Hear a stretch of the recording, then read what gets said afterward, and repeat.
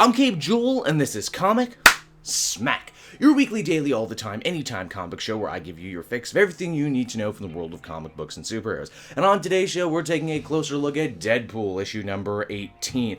Wade Wilson's life is, well, it's in the crapper, for the lack of a better word. His kid doesn't want to see him, his monster wife was cheating on him with other monsters. What'll happen next? How will he prevail? Let's hop on in and find out what happens next together, shall we? Okie dokie then, so picking up from where the last issue left off, we find Deadpool moments after blowing Jack Russell's head off after he caught him in bed with his monster wife. What's wifey's reaction? Kind of surprising. She says, whoa, hey man, we both knew getting into this we were going to take other lovers. Why are you getting so upset, dude? Maybe I've had a rough day, maybe there's a lot going on with me at work, and maybe you've taken one too many lovers. Oh, snap. Well, you know, if it's physical attention you want there, Deadpool, then the Monster Queen can almost certainly oblige. What follows is an epic marital ass-kicking that goes from all the way under the monster metropolis to all the way above ground in New York. Now, the whole time this fight's going on, I expected Shikla the Monster Queen to finally out herself as being evil this whole time. As you'll remember, right before Secret Wars and a little after, they seemed to imply that she didn't really like humans all that much and was readying some sort of monster uprising. Only here's the thing though, after royally beating Deadpool's ass though, she basically says, hey, we cool now, right, bae? You're not gonna fly off the handle anymore? We're gonna go back underground and Netflix and chill? As you might have guessed, Deadpool wants to be left alone right now, this recent marital trouble being the crap cherry on the bad news Sunday that Wade has been forced to wade through. His daughter doesn't want to speak to him anymore, moreover than that, she's being raised by another person. His Avengers team is disbanded now that sleeper agent Captain America has gone to war with the X-Men, essentially. DP fired the mercs for money, which means he doesn't have them to boss around anymore, and to make matters worse, he's not going to have a place to live very soon. After the Ultron attacked the theater that was serving as base of operations for the Uncanny Avengers, and Deadpool got destroyed. Wade runs into Rogue, who just so happened to be clearing a bunch of her stuff out of the building, and the two surprisingly have a heart-to-heart. They never really saw eye to eye before, Rogue not believing Deadpool was a right fit for an Avengers team. But despite that, she eventually ended up seeing the good inside the merc with the mouth, and even went to bat for him against an enraged Captain America in Uncanny Avengers, which this is kind of a sequel to. The two get so close, in fact, Deadpool decides to take Rogue to see something that he never showed anyone else before, and that is his daughter Ellie growing up. He wanted Rogue to see what he's been doing all of this for. Furthermore, Wade, in a really touching scene, says that if anything ever happened to him, he would hope that Rogue would look out for his daughter, especially seeing as he believes she might grow up to be a mutant, and with all this T-Mist madness going on, he wants to be sure